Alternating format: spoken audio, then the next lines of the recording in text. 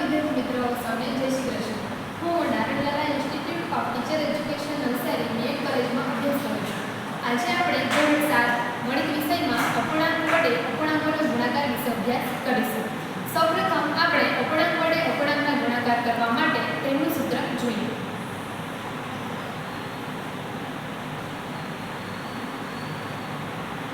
અપૂર્ણાંક વડે અપૂર્ણાંકના ગુણાકાર કરવા માટેનું સૂત્ર છે કે અંશમાં અંશ વડે અંશનો ગુણાકાર, અંશ વડે અંશનો ગુણાકાર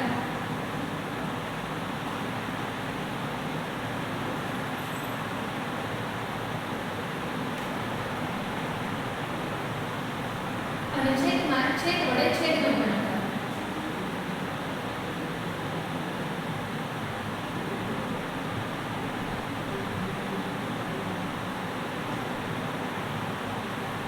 સૂત્ર છે અંશ વડે અંશનો ગુણાકાર અને છેદમાં છેદ વડે છેદનો ગુણાકાર. વિદ્યાર્થી મિત્રો, આપણે આ સૂત્રનો ઉપયોગ કરીને હવે આગળ સ્વાધ્યાયના દાખલા કરીએ.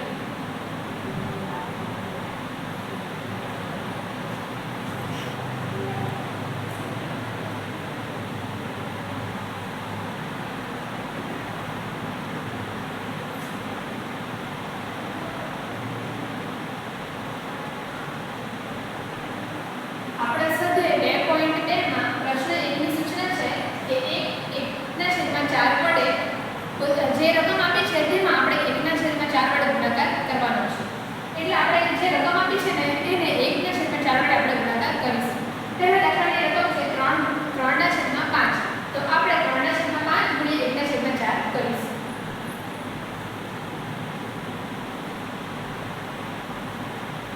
હવે આપણે આ સૂત્રનો ઉપયોગ કરીને અંશ વડે અંશનો ગુણાકાર એટલે આપણે 3 ગુણ્યા 2 કરીશું. અને છેદમાં છેદ વડે છેદનો ગુણાકાર એટલે 5 ગુણ્યા 4 કરીશું. 3 × 3 આવશે અને છેદમાં 5 × 20 આવશે. આ આપણો જવાબ છે. વિદ્યાર્થી મિત્રો, હવે આપણે બીજો દાખલો જોઈએ. બીજા દાખલાની રકમ છે 4/3. 4/3 છે એને પણ આપણે 1/4 વડે જ ગુણાકાર કરવાનો છે સૂચના પ્રમાણે. હવે સૂત્ર પ્રમાણે આપણે અંશ વડે અંશનો ગુણાકાર એટલે 4 ગુણ્યા 1 કરીશું. અને છેદમાં છેદ વડે છેદનો ગુણાકાર એટલે 3 ગુણ્યા 4 કરીશું. 4 × 4 આવશે અને છેદમાં 3 × 12 આવશે. જો આમાં ભાગ જોતો હોય અવયવ પાડીને તો આપણે તેનો ભાગ ઉડાવી લેવાનો.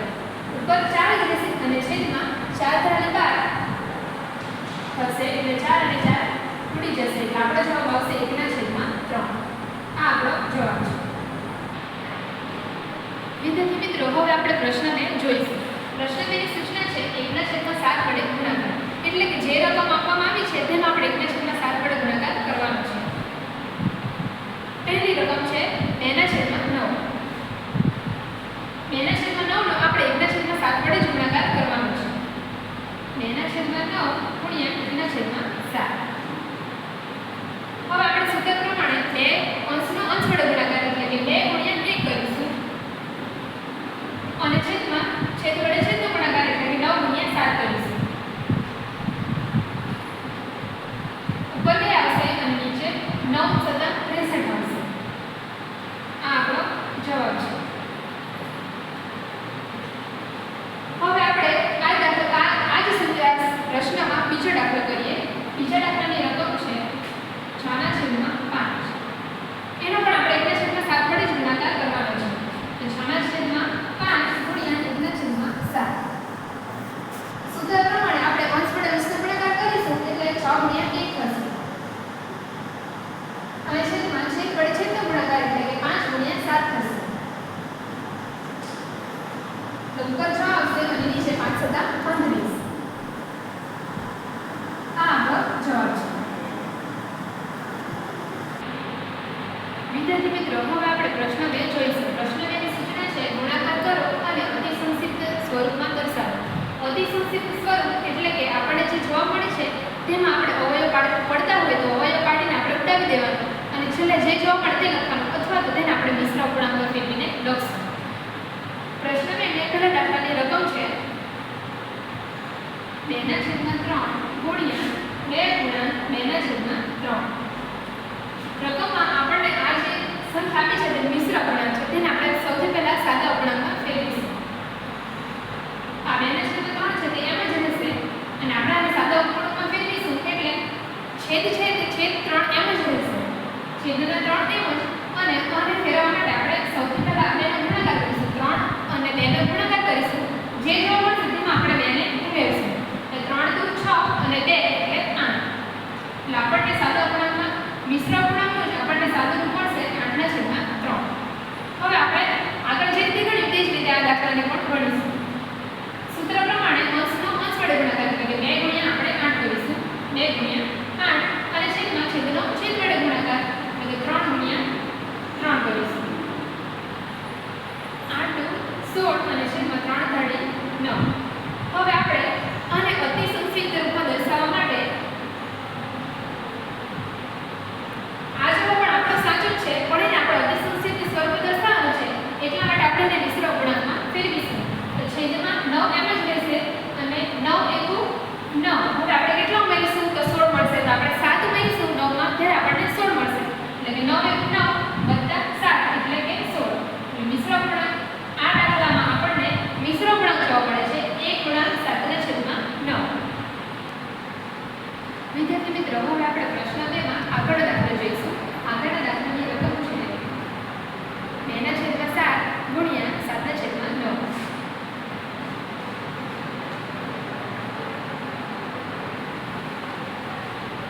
સૂત્ર પ્રમાણે આપણે અંશ વડે અંશનો ગુણાકાર કરીશું એટલે કે 2 ગુણ્યા 7 કરીશું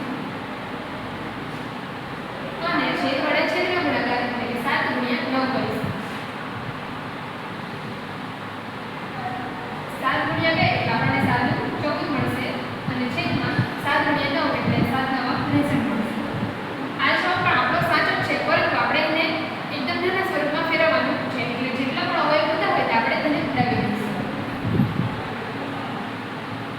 14 ના ભાગ પડશે 7 દુ 14 અને 63 માં થશે 7 * 9 = 63 એટલે કે 7 અને 7 ઉડી જશે એટલે આપણો જવાબ આવશે 2/9. આ આપણો જવાબ છે.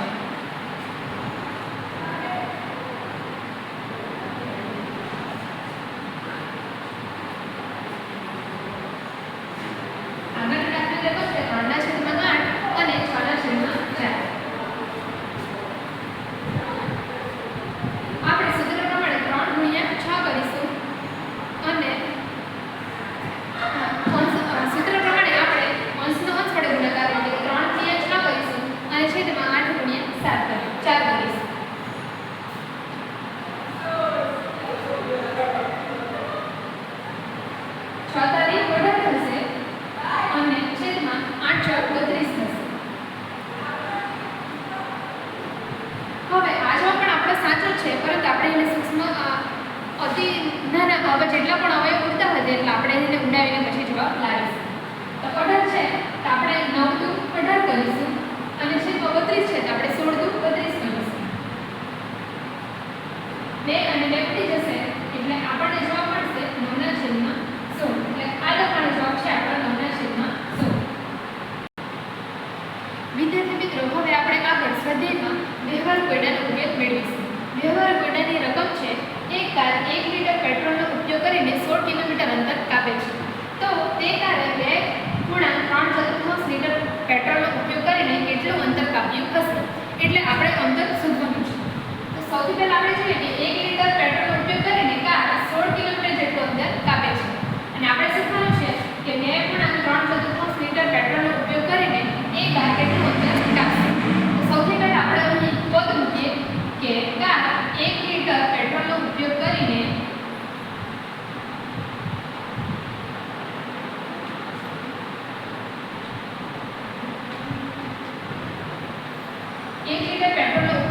16 કિલોમીટર અંતર કાપે છે. 16 કિલોમીટર અંતર કાપે છે. તો 2.3/4 લિટર ઉપયોગ કરીને કેટલું અંતર કાપશે? 4/4 લિટર પેટ્રોલનો ઉપયોગ કરીને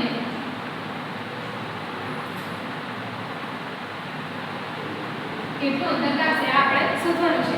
એટલે આપણે 2 × 3/4 ગુણ્યા 16 કરીશું. જો આપણે ગુણાકાર કરી દઈએ 2 × 3/4 ગુણ્યા 16 અને છેદમાં 1 આવશે. છેદમાં કઈ અહીં આપણે 1 મીટર લખ્યું છે એટલે આપણે અહીં છેદમાં 1 લખીશું. સૌથી પહેલા તો આપણે એને સાદા અપૂર્ણાંકમાં ફેરવીશું. તો છેદમાં 4 છે એટલે છેદમાં 4 એમના એમ જ રહેશે અને 4 ની આપણે 2 કરીશું અને જે ચોટો આવશે તેનો આપણે સરવાળો 3 સાથે ઉમેરીશું. તો 4 × 2 8 અને તેમાં આપણે 3 ઉમેરીશું એટલે આપણને 11 મળશે. ગુણ્યા 16 અને છેદમાં કઈ નથી કે આપણે 1 લખીશું. હવે આપણે આગળ જે દાખલા ગણ્યા તે પ્રમાણે